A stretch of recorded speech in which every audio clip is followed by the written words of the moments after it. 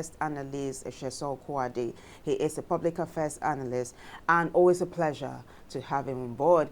Sesan, good morning. Good morning, Vivian. Good morning, Sarah. And good morning to all our listeners across the globe. Thank God it's Friday. Thank God it's Friday. We see you adorned in your traditional attire. It's very beautiful to see.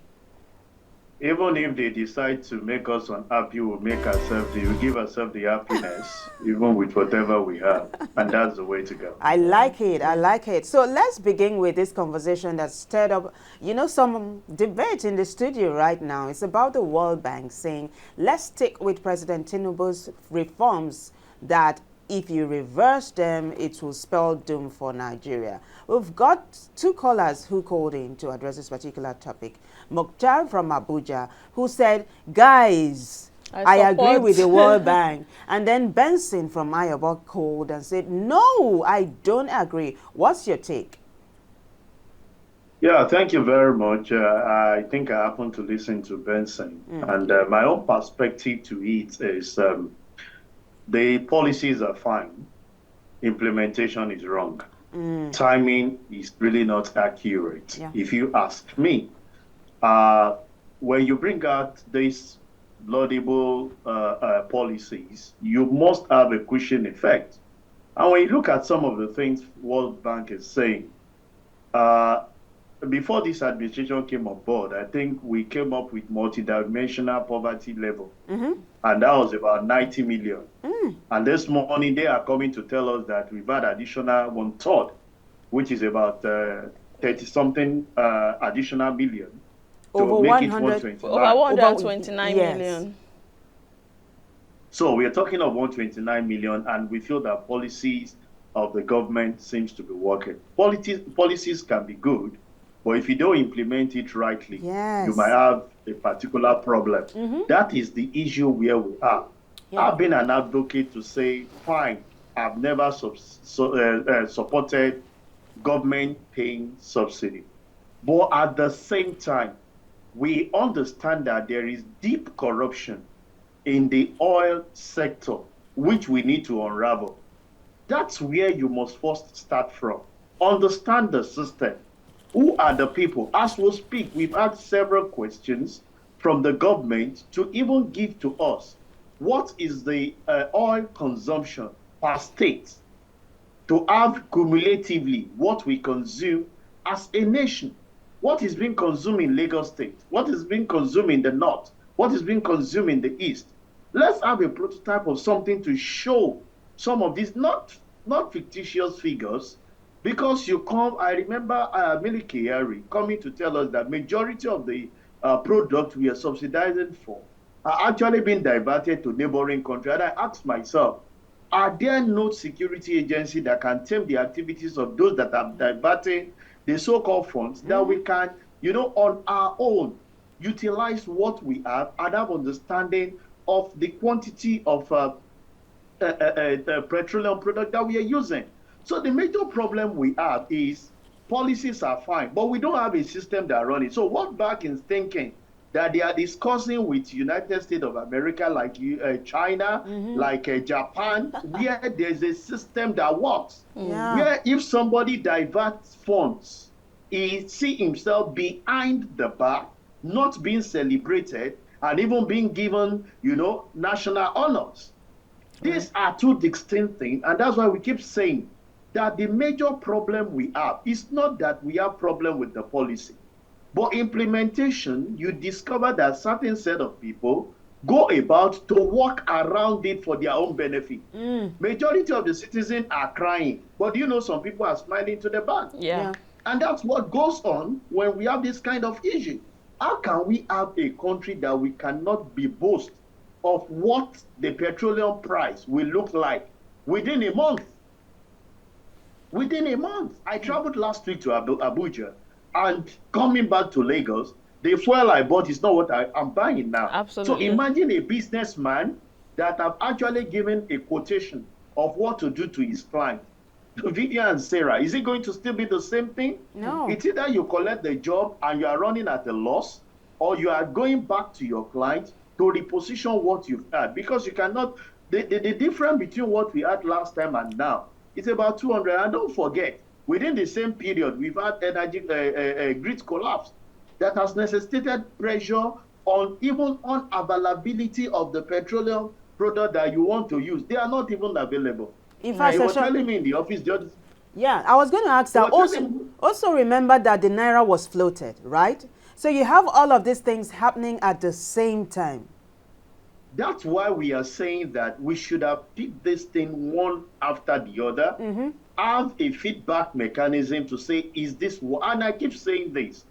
Personally, I am not an advocate of World Bank, IMF. They are all out for their personal gain, and no apology for that. Okay. Let's look for a way to domesticate the things that we are. You see, World Bank, IMF will run after you because of the things that they gain from you. Yes. We have natural resources that we have here. Do you hear that the frustration Dangote is getting?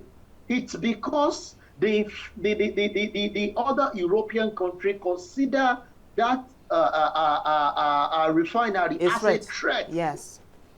Right. So they don't want it to work. And what they try to do is that to now use your own against you, because they know that the only language Nigerian knows is that just give them something. They know how to kill their own for their personal gain. And these are orientations that we must take because there's no system working.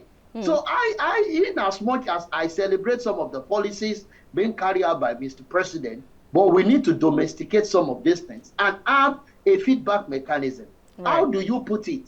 That before your assumption, people go to offices with their cars, and now people cannot go to offices with their cars. People are strolling to their offices now. People are trekking, strolling to their offices. You now consider strolling as an exercise, which you have been doing before now.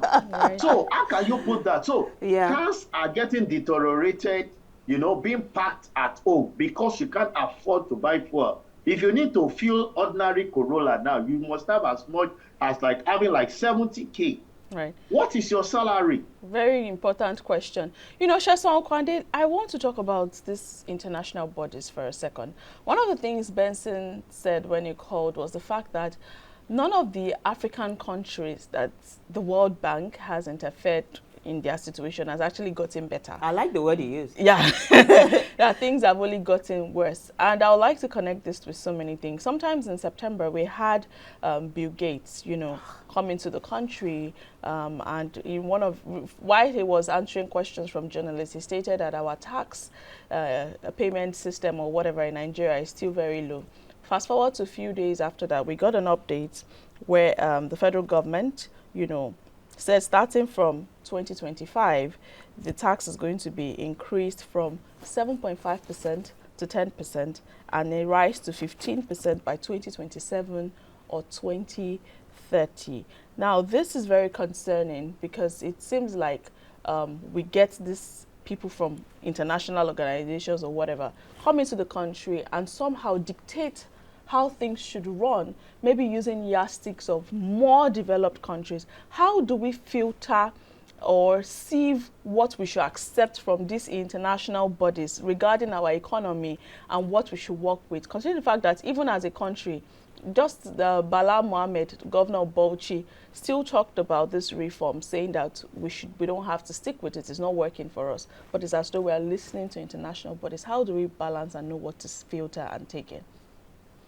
Pardon me, a lot of us may not study in advert or study in those international schools, but practically majority of those that we have at the helm of affair today have international inclination, which they all studied abroad, they all have understanding of what it is abroad, but they don't practicalize what is operational there locally.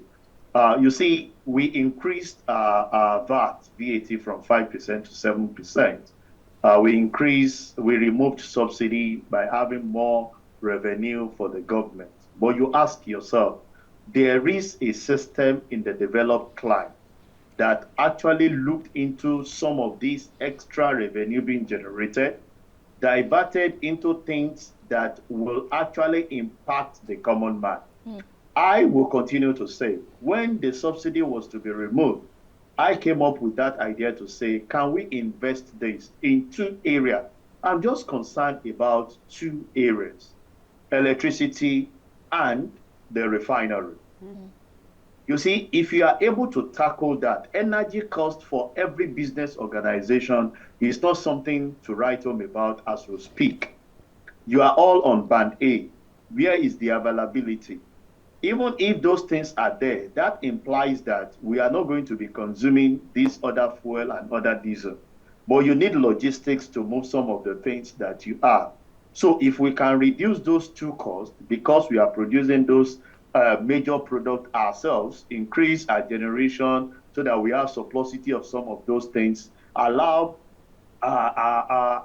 domestic people to invest in that sector to increase the production so that we can have it everywhere, 24-hour supply.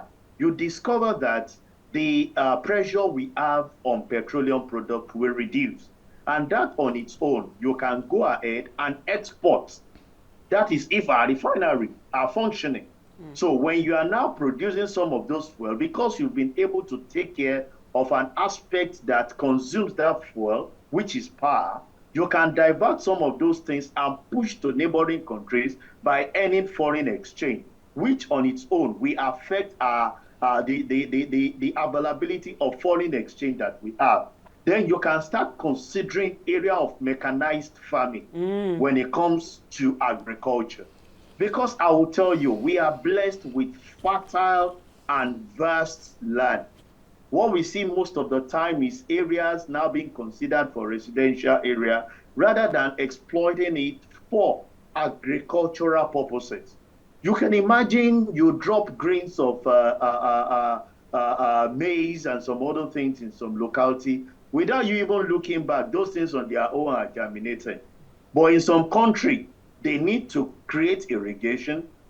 See, government is coming to tell us that people should leave the areas where water will disturb them. In a serious-minded country, they would have converted those excesses of those water that had flow and causes flood for the citizen, ban them, and direct them to area of usability where you can use it, rather than you creating menace. Look at the funds that was given to Borno for that issue of flooding. Yeah. That is something, if we have used that fund to actually develop a dam, which we can channel during the dry season to some of the areas where we are generating power when the water level is low. These are areas, if you go to America, where some of these international things comes to advise us, do you know that they have reserves of fuel that they will use in the next 20 years? They have reserves of food. Why is it that this did not eat them so much during COVID? They were actually giving back to the people. Now, in the midst of crisis, you discover that we are not even giving back to the people that have given to the government in time past.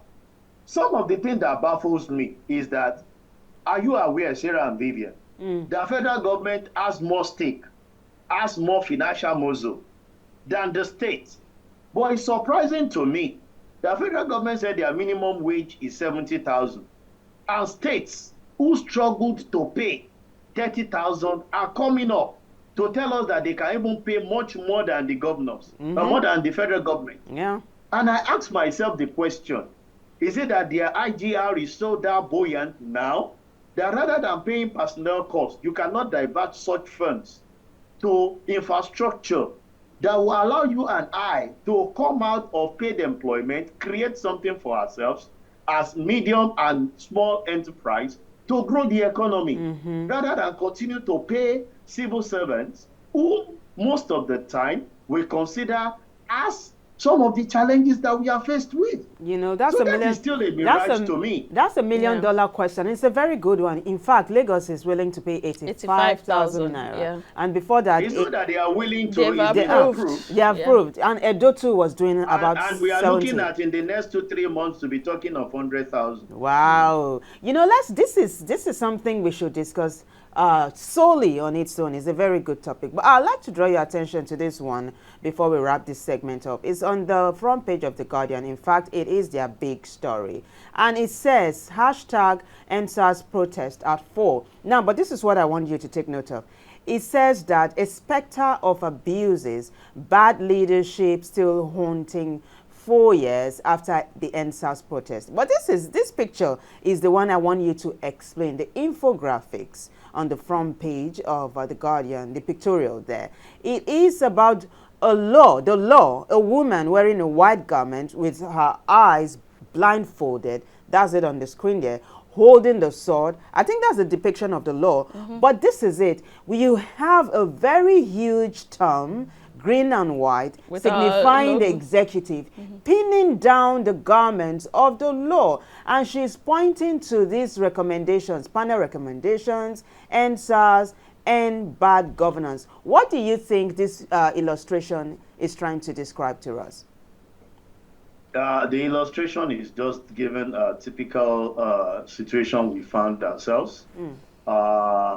You know, the rule of law is very important because we all consider that judiciary is the last of the common man, but it has not played out in recent time in our country. Situations where you discover that those that mismanage, misappropriate funds are out there on the streets, oppressing those that are oppressed already. A situation where funds earmarked for the development of the masses are actually being, used by individual and nothing is happening. Is a typical way of saying that we cried out. The woman in question knows what to do, but you have actually closed her eyes to some of those things. And if you blindfold you, what will you see? It's darkness. Even if those things are right in front of you, you will not see anything to do to it. And that's why we'll say, if the judiciary are not only coming up to say that you want to increase their salary without making them to be completely independent. If they are not, we are not going anywhere. We have seen instances which some of us in the finance world have asked, how can you be dragging the case of misappropriation of funds, corruption for 6-7 years? Vivian, Sarah, let me ask you, the value of 1 million as at 5 years ago when someone picked it up and diverted it, and now, is it the same? Absolutely The answer not. is no. Yeah. So if you have not actually carried out judgment 5 years on some of the issues that happen, whether it's to be refunded back into the coffers of the government for developmental purpose, and you are dragging it till after 5 years, the person on its own, even if he has fixed that money for 5 years, the return on that money is much more than the principal. So if you ask him to return it, even when the value has actually depreciated, he will return the funds without doing anything. So I feel that we need to go back to the drawing board.